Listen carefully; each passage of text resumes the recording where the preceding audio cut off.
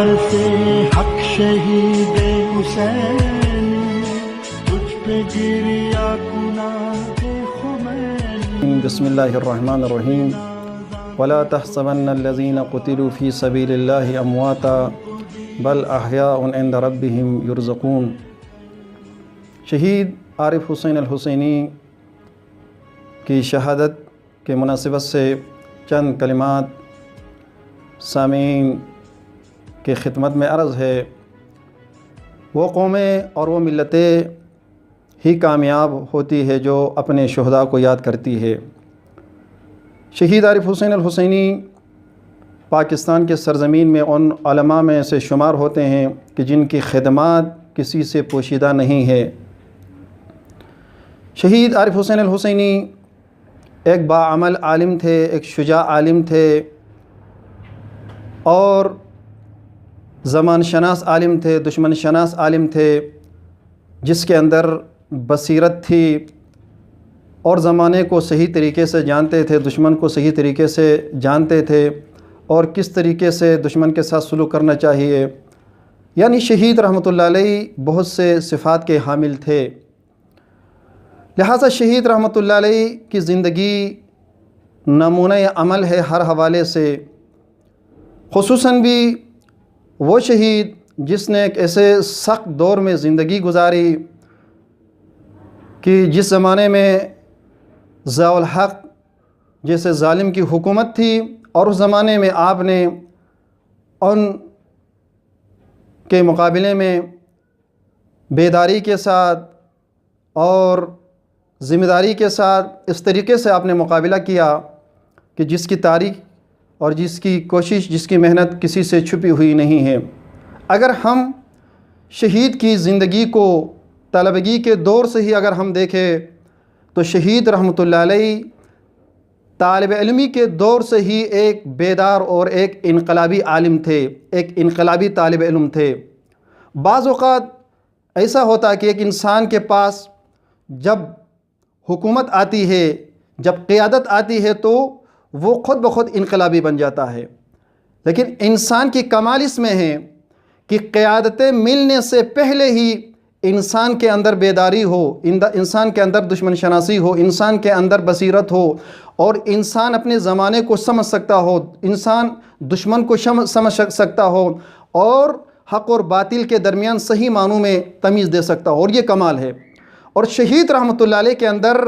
یہ صفت موجود تھی کہ جب آپ طالب علم تھے اس زمانے سے ہی آپ کے اندر انقلابی سوچ تھی، آپ کے اندر حرکت تھی، آپ کے اندر تحرک تھی، آپ کے اندر بیداری جیسی صفات موجود تھی. جب آپ سرزمین نجف میں تعلیم حاصل کر رہے تھے، جبکہ اس زمانے میں امام خمینی رحمۃ اللہ علیہ کو جلاوطنی کے دور میں امام خمینی جلاوطنی کے ایام گزار رہے تھے، اس زمانے میں شہید عارف حسین الحسینی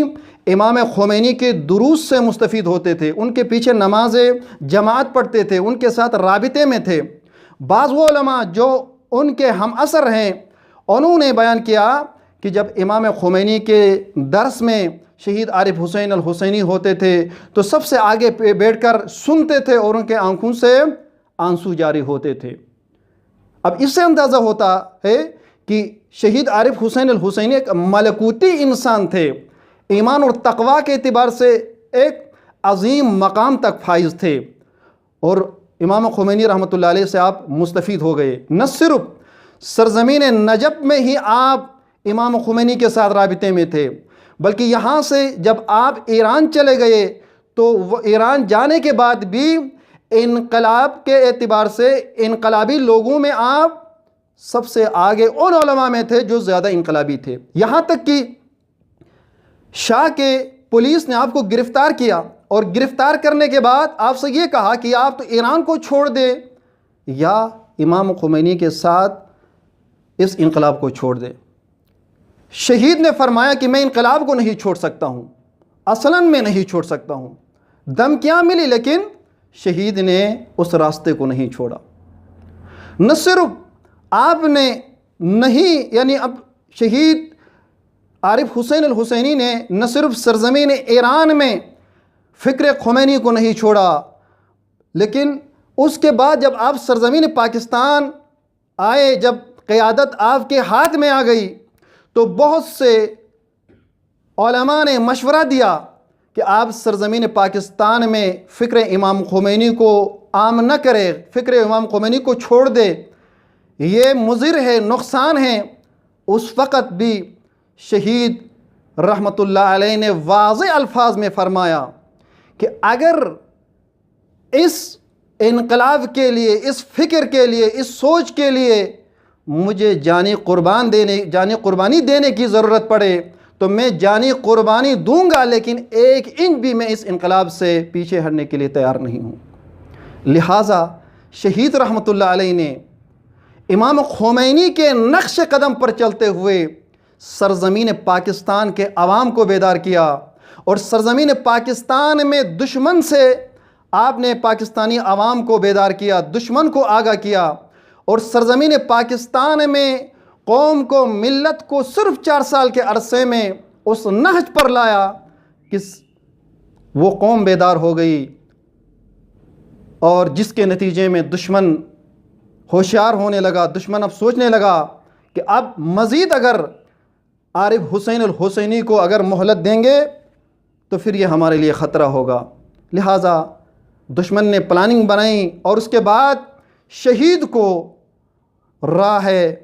اس راہ سے ہٹایا جس راہ پر شہید رحمۃ اللہ علیہ چل رہے تھے۔ لیکن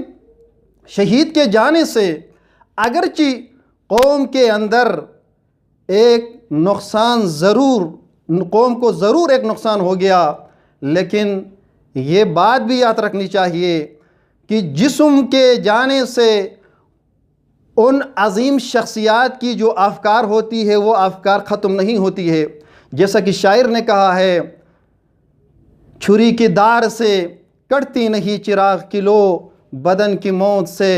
کردار مر نہیں سکتا۔ لہٰذا فکر